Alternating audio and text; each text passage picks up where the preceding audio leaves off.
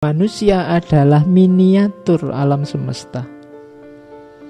Dia harus menunjukkan keharmonisan yang sama. Musikmu juga harus selaras dengan musiknya alam. Ternyata dakwah itu lewat jalur musik. Penyucian diri lewat jalur musik. Oke. Ini asumsi besar pertama. Kenapa harus musik?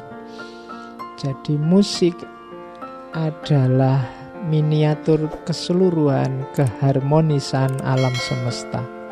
Karena keharmonisan alam semesta adalah musik itu sendiri. Alam ini ada iramanya, ada ritmenya. Ritme itu kan bahan dasar dari musik. Makanya ketika ritmenya bagus, terjaga, harmonis, ya dia harmonis, bagus.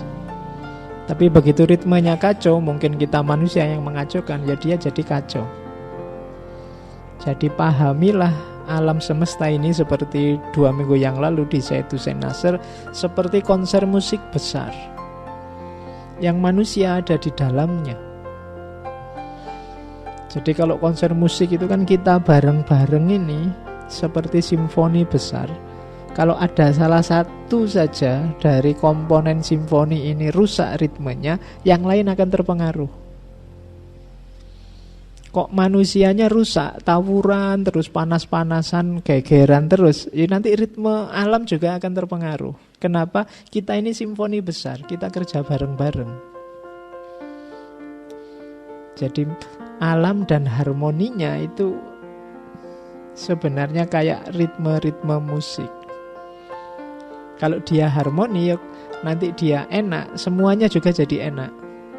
Tapi begitu ada salah satu komponen yang rusak, ya nanti kita juga ikut rusak.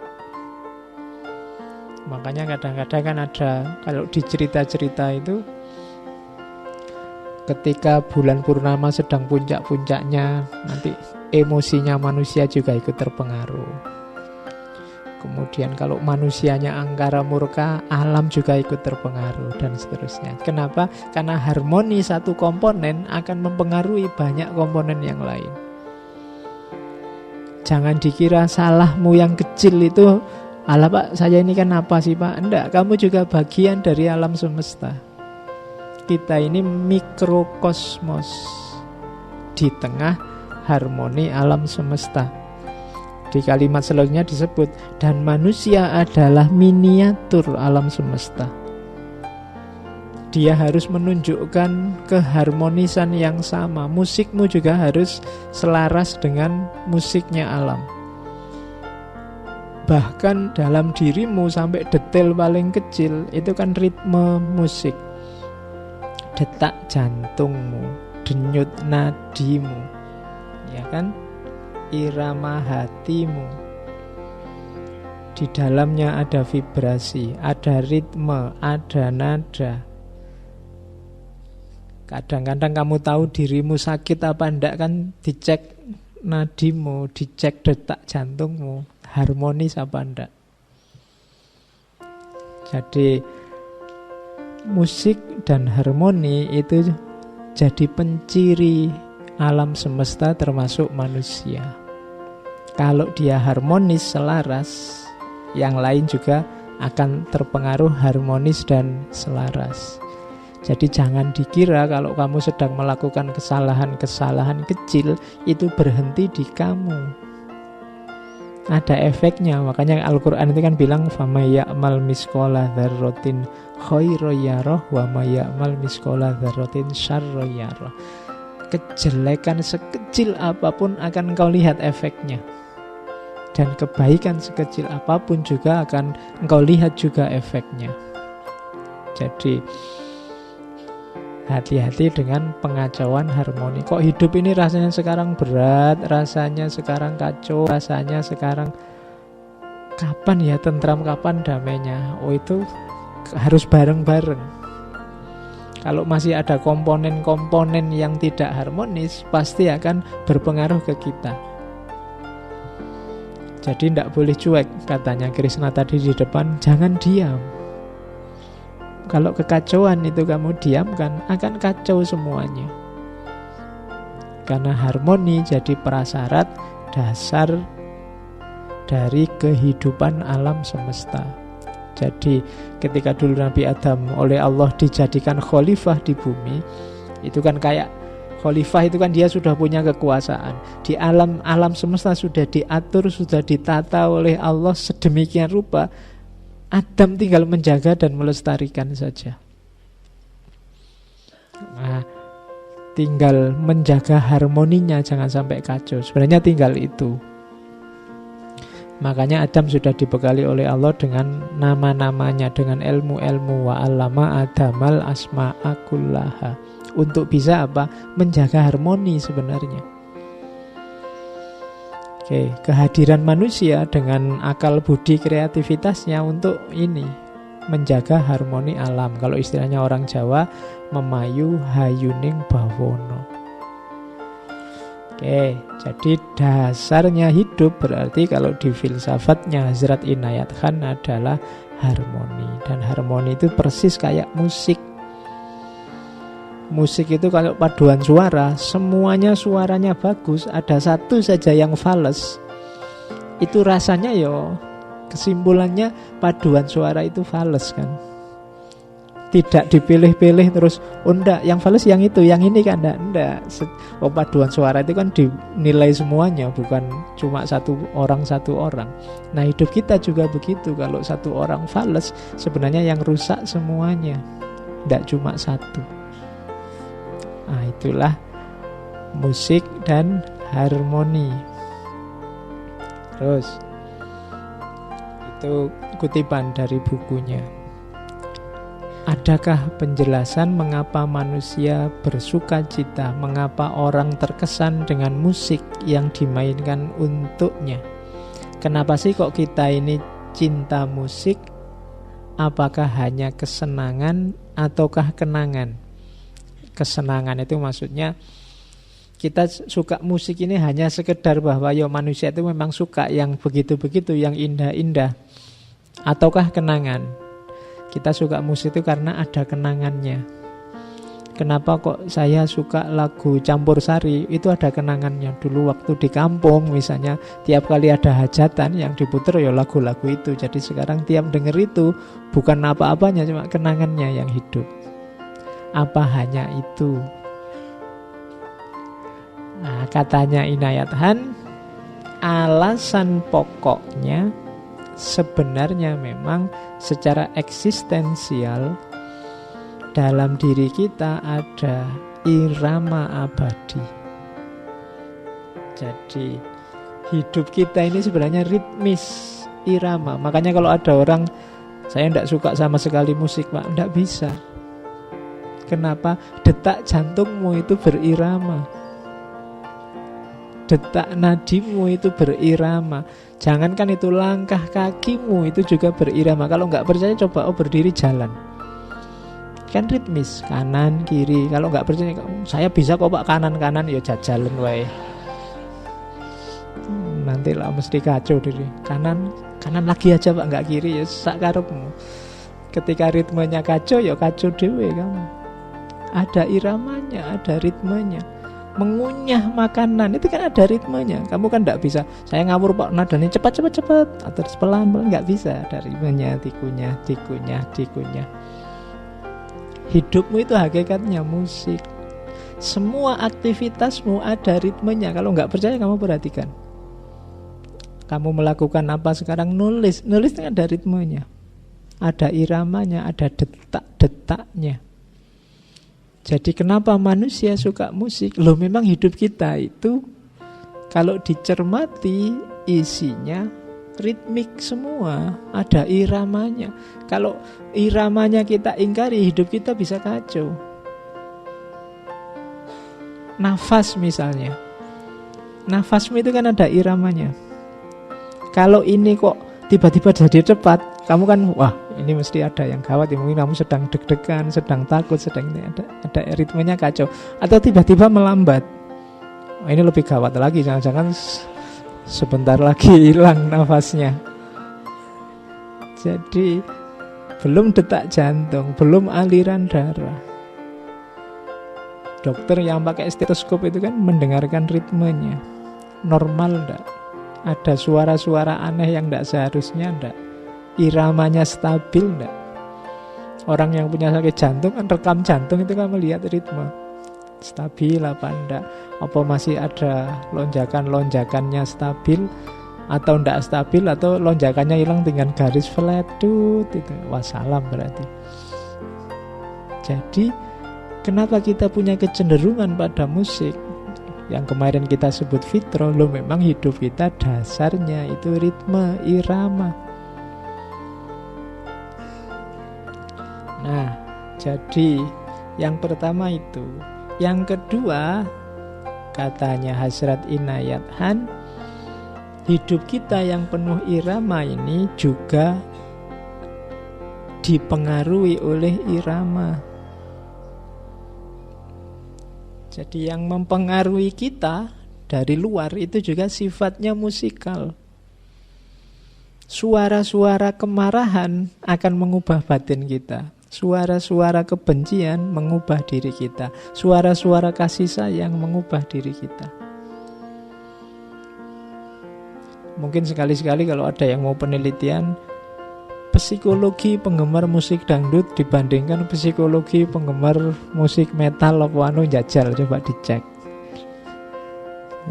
Orang yang hidupnya selalu mendengarkan suara-suara tegas penuh kemarahan kayak di militer, atau dengan orang yang mendengarkan suara-suara penuh kelembutan, penuh bisikan, itu mungkin psikologinya beda.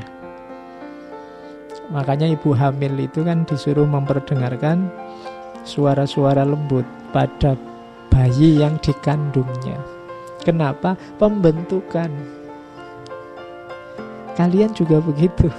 Yang masuk di kepalamu itu kan versi suara-suara kan. Diberitahu, dikasih tahu, itu menentukan. Kalau isinya abu-abu semua, ya nanti hidupmu warnanya jadi abu-abu. Kalau isinya hitam, warnanya jadi hitam. Kalau putih, warnanya jadi putih. Jadi itu, dirimu itu musik, dan dimasuki, dipengaruhi oleh musik, dipengaruhi oleh ritme dari luar dirimu. Mungkin ritme hidupmu itu santai, slow, tapi begitu kamu dapat teman satu kos-kosan yang selalu terburu-buru, selalu kemerungsung, kamu juga terpengaruh. Mau santai itu kamu sumpek sendiri, dia sudah waktunya masuk, sudah mau jam 7, sudah. Kamu kemerungsung sendiri. Kenapa? Iramamu dipengaruhi oleh irama sekelilingmu. Jadi kita ini tidak sekedar ritme hidup kita terpola, tapi juga dipengaruhi dan mempengaruhi. Makanya sering orang pesen hati-hati nyari teman. Ini kenapa bisa membantu ritmemu semakin bagus, tapi juga bisa mengacaukan ritme hidupmu. Jadi irama kehidupan kita bisa kacau, dipengaruhi oleh irama kehidupannya teman. Nah, di paragraf ketiga itu, bahkan para sufi dulu, sufi tertentu yang gimana caranya melakukan suluk lebih cepat, terus diinisiasilah sebuah model amalan sufi namanya sama. Jadi sama itu mendengarkan musik-musik ilahiyah, mungkin lagu-lagu irama-irama yang bisa membangkitkan spiritualitas. Dari situ terus orang cepat tersambungnya sama Allah. Yang kita kenal misalnya yang Wiring Derwisnya Jalaluddin Rumi, itu kan diawali dari sama. Jadi musik yang bisa membangkitkan spiritualitas membuat kita cepat sekali jiwa kita tersambung dengan dimensi ilahiyah ketuhanan. Mungkin bacaan-bacaan sholawat, mungkin zikir-zikir tertentu yang pakai sama itu kan, yang orang bisa asik sampai ekstase, sampai merasa sangat dekat dengan Tuhan. Makanya kadang-kadang orang baca wirid itu ada yang geleng-geleng, ada yang mengangguk-angguk, itu jangan dimarahi. Mereka sedang menikmati irama kedekatannya dengan Tuhan. Jadi mereka justru menghayati, justru asyik dia melewat jalur ritme, lewat jalur musik dengan kedekatannya dengan Tuhan. Itu kalau dalam sufi namanya sama. Boleh dicoba, kalian coba nama-nama Allah itu kamu dengungkan dalam dirimu, dalam hidupmu, kamu nikmati ya. Mestinya kamu akan mengangguk-angguk atau geleng-geleng atau bergoyang-goyang. Dan itu normal, karena memang sifatnya apa? Ritmis, ada iramanya. Manusia itu kalau ada iramanya kan terdorong untuk bergoyang, merayakan kedekatannya, merayakan perjalanannya menuju Allah. Oke. Jadi asumsi yang kedua ini, musik adalah irama kehidupan.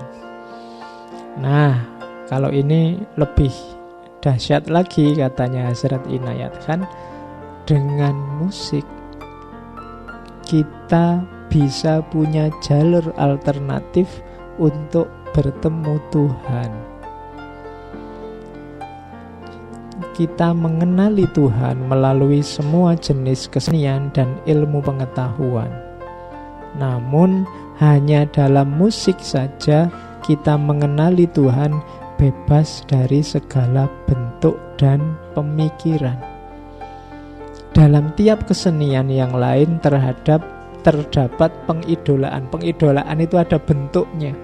Gambar ada bentuknya, kaligrafi ada bentuknya, dan lain sebagainya. Setiap pemikiran, setiap kata juga ada bentuknya. Paling tidak kata-kata. Yang tidak ada bentuknya apa? Yang justru cocok dengan visinya Islam, suara. Hanya suara saja yang tidak terikat oleh bentuk. Bahkan setiap kata dalam puisi membentuk sebuah gambar dalam pikiran kita. Suara saja yang tidak memunculkan objek apapun di depan kita. Jadi sama tadi, itu kan tidak seperti semua jenis musik yang lain yang butuh media bentuk. Kalau suara kan tidak ada bentuknya.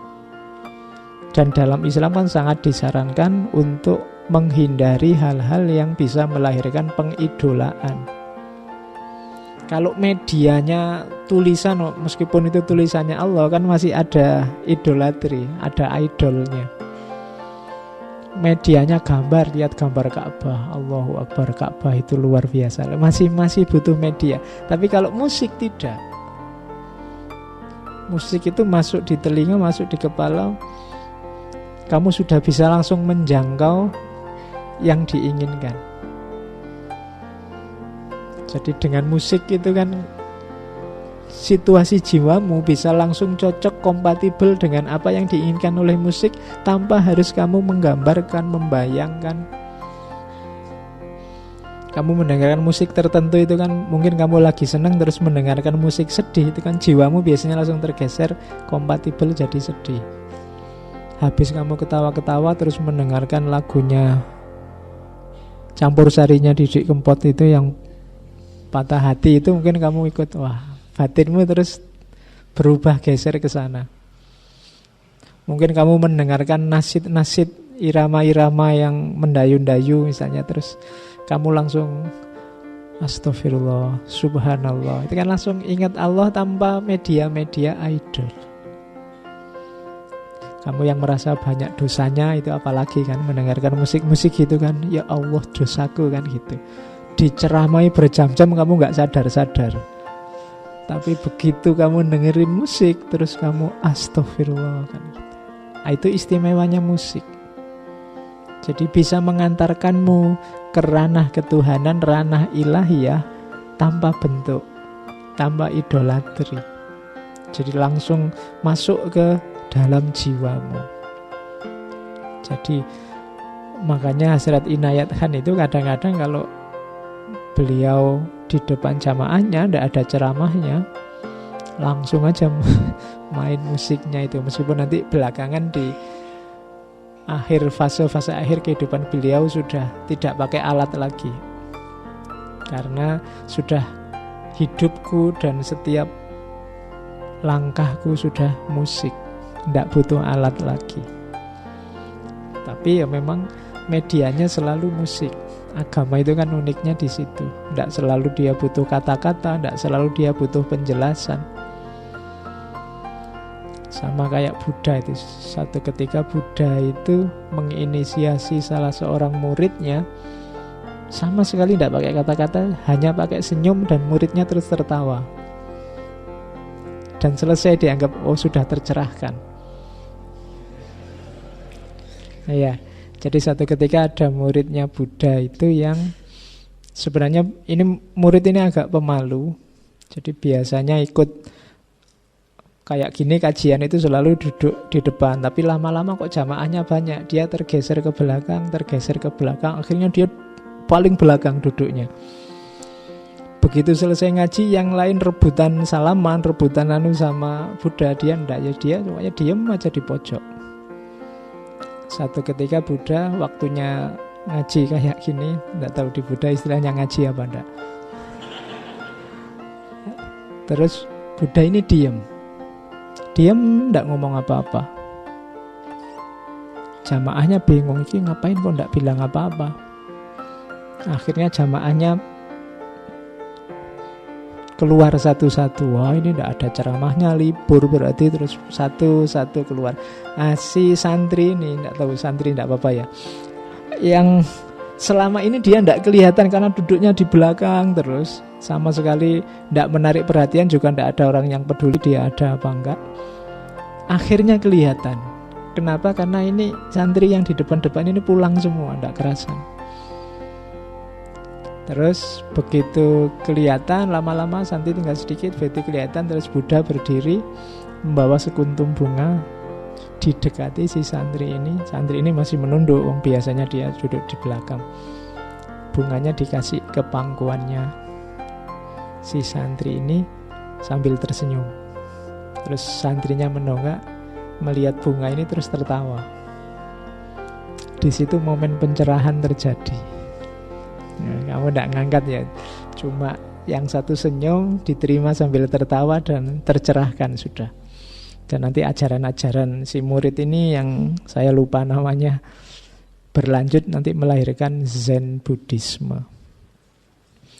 Oke, itu jadi agama tidak selalu butuh kata-kata, tidak selalu butuh ilustrasi verbal.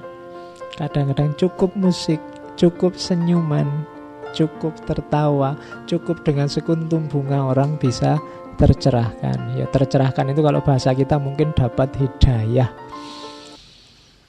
dari Allah.